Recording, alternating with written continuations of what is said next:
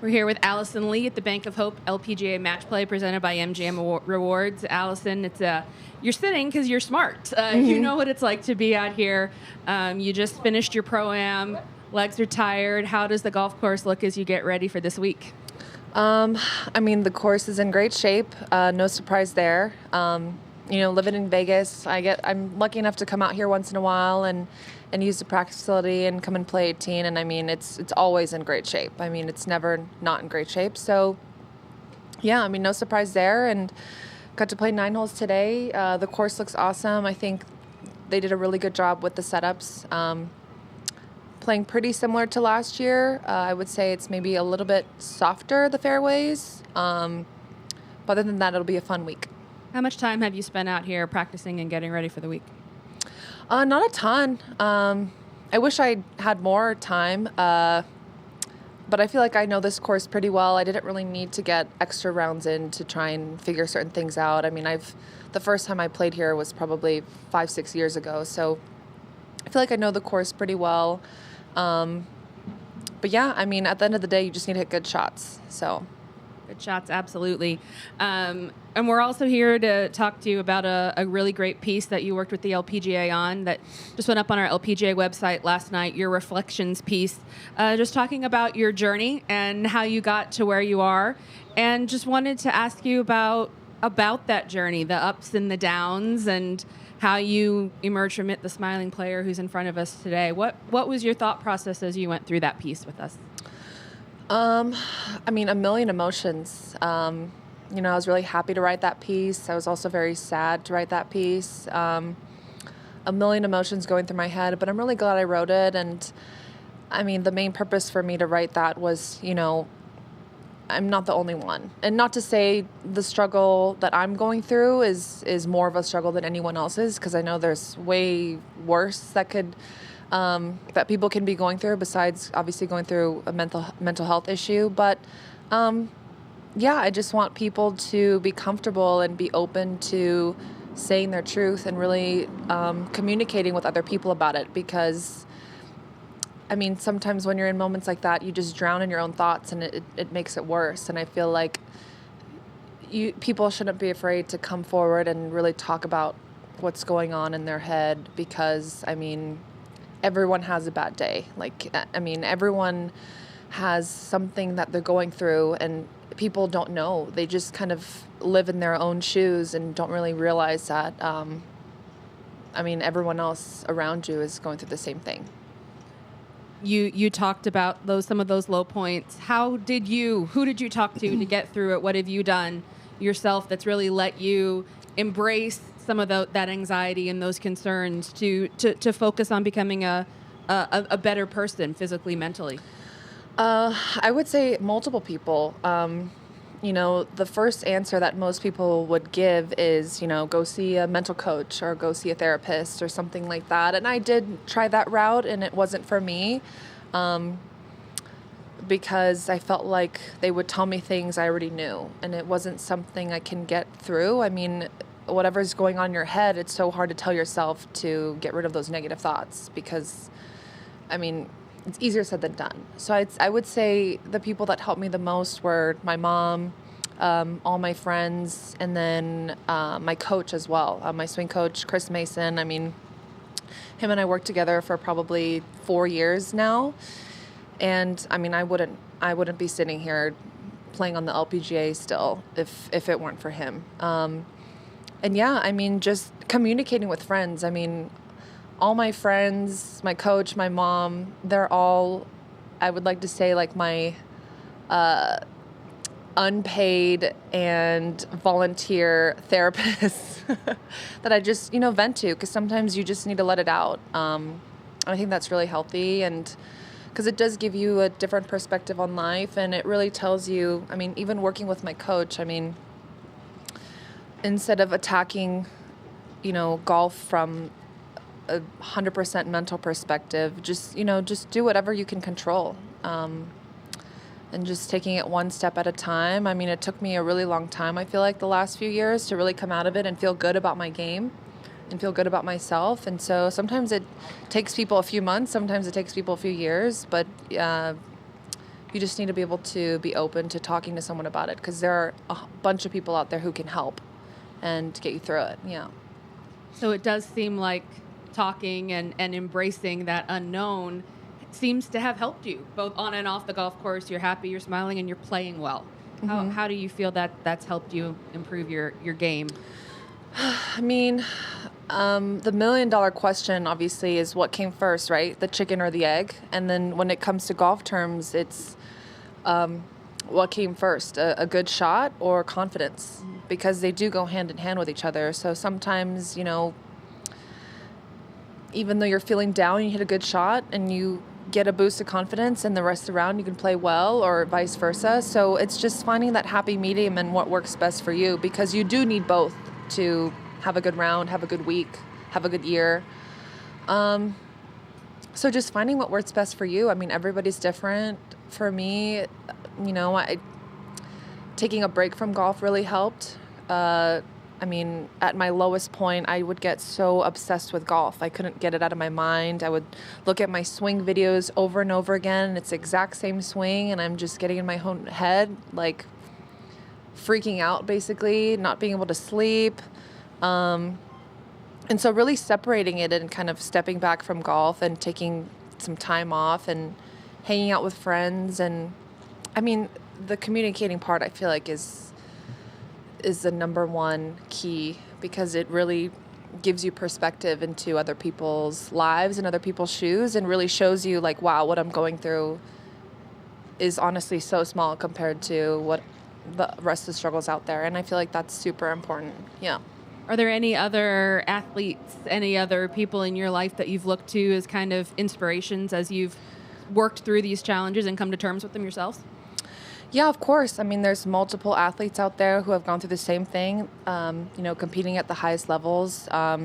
Simone Biles comes to mind. I feel like, you know, with the previous Olympics, I mean, being on top of the world, you would think she can do every routine with her eyes closed.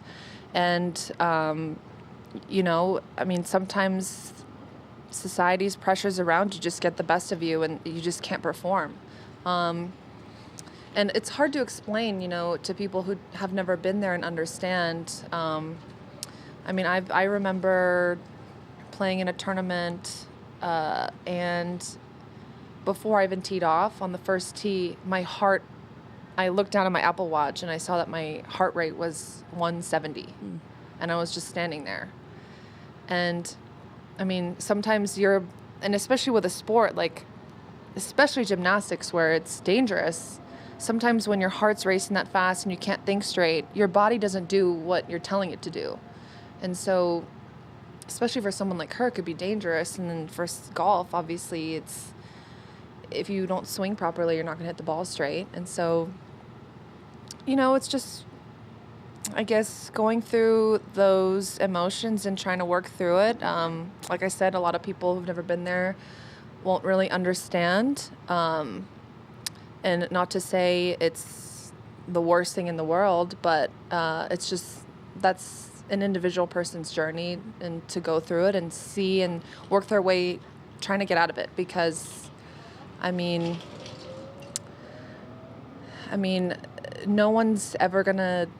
no professional golfer is ever gonna have an entire career where golf is easy. I mean, some weeks it will be, but I would say you're just gonna have to learn to deal with all the pressure, all the anxiety, all the emotions you have. It's gonna become part of your daily life, basically, and it's a question of if you can handle it and how to handle it. Yeah. Well, thank you so much for being so honest and for talking about it. I'm happy you seem to be doing well and are in a point where you can talk, because I think it is great. We've had you speaking about this. We've had Lizette last year. We've had so many players opening up about what looks on an outer shell to be the amazing life of a pro athlete on the road, but everything that goes into it. And we are all are just humans ultimately. Yeah. Thank you. Yeah. I mean, like I said, if you talk to any athlete, I feel like, especially if you've played for a certain number of years, I mean, any athlete who's still pretty young, who hasn't gone through all those emotions, I feel like it's still pretty fresh. But if you ask a lot of the veterans out here, I've been here 5 to 10 years, I mean, you go in waves. And so, you just have to find what works best for you and what can make you a better person and a better athlete and a better golfer. Absolutely. Yeah. Appreciate that. We'll turn it over to Greg if you've got any questions to follow up. Sure. Alison, considering what you've been through on your journey, how important is it for you to get a win? How strong is the desire to win, or is it just being out here is the joy at this point? To be honest, my first few years on tour, I would, end the year disappointed. I mean, I would have a good year and I wanted to win so bad. And I finally got my first win last year on the LET, which was awesome. I mean, so fun. I didn't think it would take me 7 years to get my first victory. And obviously now, I want it. I want it so bad. And there are weeks where I show up and I think, this is potentially the week this might happen. And then there are other weeks where I'm just like, let's just try and get through the week. I mean, even a few events this year where I had a really good first round, I felt super good. I felt great. And then you just kind of have one day where you just don't feel right. I mean, because I feel like to win a tournament, everything needs to fall into place. You need to feel good. You need to be hitting it good. You need to get a couple good breaks too. I mean, it's 4 days of golf. It's a lot. And you're competing against the best of the world. So you need to be 100% on top of it. So I'm not going to lie. I mean, I want it. I want it so bad. I'm not going to kill myself if I can't ever get there. Will I be disappointed? Probably. But if I look back on my career, I just feel like I need to take the positives from it and be really grateful. I mean, you just need to kind of mentally think about your round and your year and your career as something positive. I mean, it's the same goes on the smaller scale when you're on the course. If you hit a good shot, you need to tell yourself, oh, I hit a good shot. You can't just be like, oh, I wish it was 2 feet closer. Like you just kind of have to take the positives. And so I do want to win. I really do. If I don't, it won't be the end of the world. But am I going to keep trying? Of course. Yeah. Yeah. Do you look to someone like Ryan O'Toole for inspiration, who took her 10 years to get a win? Yeah. I mean, Ryan, she's also a UCLA alum. She also played Solheim Cup, back in the day and struggled for a few years, finally got her first win. I mean, people even say with Annika too, I mean, she didn't hit her peak in her career until her late 20s. So, I mean, I know it's possible. I know I can do it. I feel like I'm good enough. Hopefully, in the next few years when everything falls into place, I can do it. I feel like I've been pretty close, the time I've been on tour. Yeah, we'll see. I mean, obviously that's the end goal of each week. I mean, you want to come to each tournament wanting to win. So, yeah. I'm going to change topics here since I work for the Review Journal here in town. Mm-hmm. I was wondering about your journey, how you ended up in Las Vegas, how you chose it, and why you stay here, what you like about it. Yeah, so I'm originally an LA girly. I grew up in LA. I went to UCLA, and my first year on tour, everyone moves out of California. Most people move out of California for tax reasons, obviously. And when I had turned pro, I was still in school. And I thought that, okay, I'm going to stay in California because I want to pay in-state tuition. Because I wasn't on the golf team anymore when I turned pro, and I had to pay for my own tuition at UCLA. And so my first year on tour, I played really good, and I paid in-state tuition, but my taxes were through the roof. So, and I did want to buy my own place, and so Vegas seemed so perfect because it was close to home. I mean, if I want to go visit my friends or family, it's only a 4-hour drive or less than an hour flight, super cheap flights too, and it's Vegas. I mean, if I ask my parents or friends to come visit me, the answer is always yes. And the golf courses here are amazing too, and we have quite a good, a nice, good community of pro golfers that live in Vegas, and we always get together and play golf and kind of have friendly matches and stuff like that. So I'm really glad I chose Vegas as a home base. Yeah, I think I've counted 17 guys on the PGA tour who are based here or went to school here. Where's your home course? Southern Highlands. Yeah, we have quite a few guys out there and girls. We got Jenny Shin and Tiffany Chan who are playing this week, who are at Southern Highlands. And then Kevin Na's out there. We have a few other guys. Xander. Kurt Kitayama. Xander's just joined. Doug Gim. So yeah, it's nice, when we go to the course and we see some friendly faces and maybe play a friendly match or 9 holes or something like that in the afternoon. I know I asked Danielle this because she's considered kind of the ambassador out here for this course. Mm-hmm. Do you get a lot of questions from your peers about how to play Shadow Creek? Or does that all go to her? Not really. I mean, a lot of girls have been out here and played last year. I would get questions about the course, but not necessarily how to play it. I don't know. That's not really a question a lot of girls on tour ask each other. I don't know if it's like a pride thing, but I don't think I would go to someone who's home course and ask like, oh, what are all the dirty secrets? Right. Because this course is very different than others. It's not just what you see is what you get.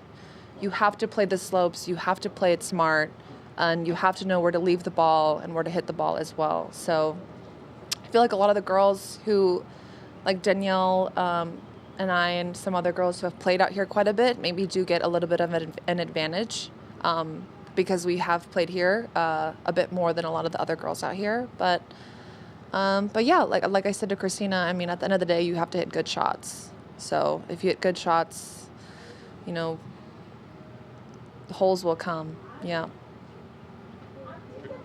right, well, I'm going to wrap up with a question about tomorrow. You're going to be taking on Amy Olson, first round. You've also got in your pod, excuse me while I come back here, Ataya and Tiff Chan. What's the game plan tomorrow for taking on Amy? So I was trying to think about this. I actually played Amy in the U.S. Girls Junior back in the day when she won. Oh, in Bedminster. I was there, too. Yes. So, and I want to say it was the first round, too. It was round of 64. And so hopefully I can get my revenge. I know it's like it's like 15 years later, but yeah, that'll be fun, interesting. I love Amy. I mean, I love everyone I'm playing with. They're all super nice girls, and hopefully it doesn't get too feisty, but I think it'll be a fun, friendly match. Yeah. Especially with Tiff, USC, UCLA rivalry going on there? Yeah. Tiffany also is an MGM ambassador, and we both practice at Southern Highlands, so we practice together a lot. So yeah, that'll be fun. A Trojan can practice with the Bruin, huh? Mm-hmm. Yep. After school's over. Okay. Only after. Not during. And speaking of, I do want to ask real quick about the NCAAs going on right now. It's great to see all that great coverage on TV and Rose Zhang playing so well. Yes, yeah. You had great memories of your time at UCLA. What do you think? What are those girls going through right now as they're playing in nationals? I don't know. I mean, when I was there, it wasn't match play yet. So I think it's really cool. I wish I was able to play match play when I was there because I feel like it would have made things a lot more interesting. But it is a lot of golf. So I'm sure they're all really tired, but they're running on adrenaline. I think when I last checked, it's going to be really close. I think they're done now. I haven't looked. I don't really know what's going on, but they were really close. Did they lose? I don't know. Look, I had it up. They lost? Oh, okay. Well, I mean, I think the fact that they made it to the top 8, I think that's awesome. USC didn't make it. I need to point that out. Yeah, they did. They lost 3-2 to Auburn. Yeah, but yeah, I mean, I definitely do miss my time at UCLA. Don't regret 1 second of it. But yeah. Well, thanks so much, Alison. What you wrote, what you've said is going to do a lot. We Thank you. appreciate you helping with that. Thank you so much. All right, we'll talk to you later. Thanks, Alison. Okay, thanks.